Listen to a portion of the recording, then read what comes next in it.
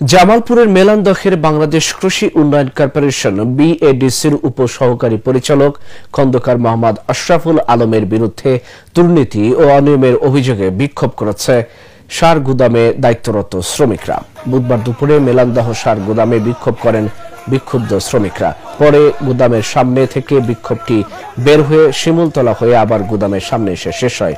শ্রমিকদের অভিযোগ, কর্মকর্তা খন্দকার আশরাফুল আলম প্রতি মেমো ডিও কর্তন বাবদ 200 থেকে 300 টাকা, টিএসপি সার প্রতি বস্তা 100 থেকে 120 টাকা, ডিএপি চায়না সার 60 টাকা, এমওপি কানাডা সার বস্তা প্রতি 30 থেকে 40 টাকা সেলামি নেন।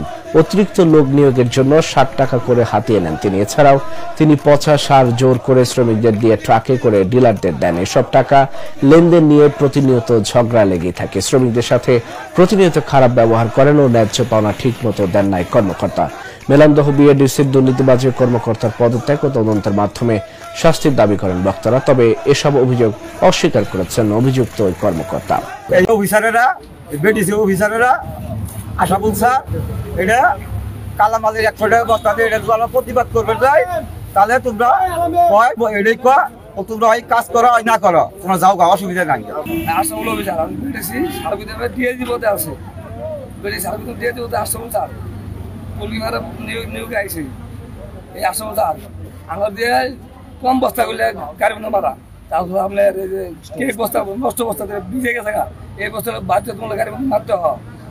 তারপরে না মারলে আমাদের বলে তোমরা কাজ করতে পারবো না, চলে যাও। তার কর্তৃক যে সার পাঠায় আমরা সেটা রিসিভ করি, সেটা পচা গলা না মানসম্মত যতক্ষণ পর্যন্ত ওটা আপনি ল্যাব টেস্ট করে আমাকে না বলতে পারবেন যে এটার ভিতর গুণগত মান নাই বা পচা গলা, ততক্ষণ পর্যন্ত আপনি ওটা আমাকে বলতে পারেন না পচা গলা। যেহেতু আমি পচা গলা সার তৈরিও করি না, কিছুই না।